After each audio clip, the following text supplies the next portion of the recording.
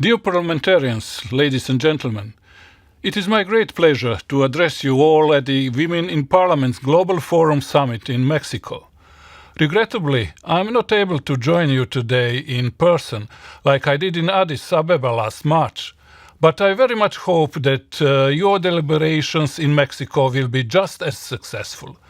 This gathering of women in parliaments bears great significance. It demonstrates the will of female leaders to be heard.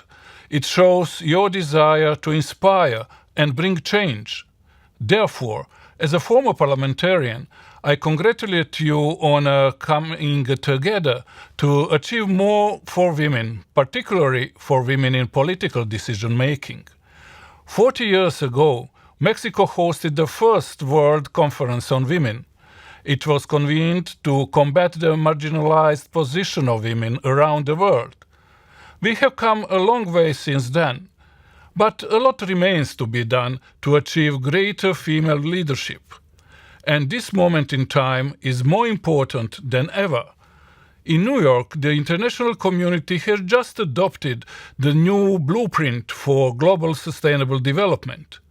The 2030 Agenda is a universal and integrated framework with ambitious goals and targets that should leave no one behind. Women and girls in particular.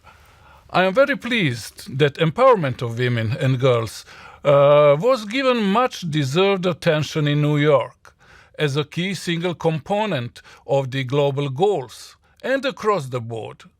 Women and girls were recognized as drivers of development, growth, peace and security. They were recognized as key drivers of change. They were recognized as leaders. And I can proudly say that the European Union has been one of the strongest supporters of such an approach. Because development and progress simply cannot happen without women and girls. So there is no time to lose to turn this global momentum into concrete actions and results on the ground, to effectively implement what we preach, to ensure no woman and girl is left behind. The European Union will not shy away from its commitments. Last week we have published a new and more ambitious framework for our external action on gender equality until 2020. It is our contribution to achieving the global goals and our manual to fight any kind of gender violence or discrimination and empower women at home and in public life, both economically and socially.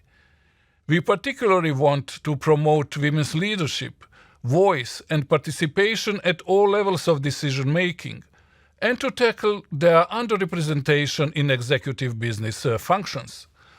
We will also strive to ensure more effective delivery and monitoring of results, and more targeted funding to accompany our efforts.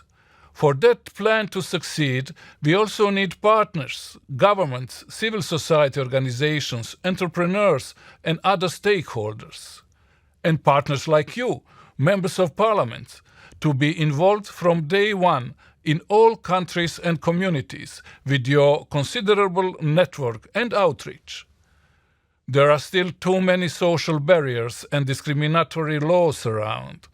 You as parliamentarians already have a voice and opportunity to change that, and to encourage others to join you in this vital task, women and men. I wish that this summit inspires you to find best ways and practices to put those words into action, and to report on achieved results already at your next Women in Parliament Summit. You can count on my support. Thank you.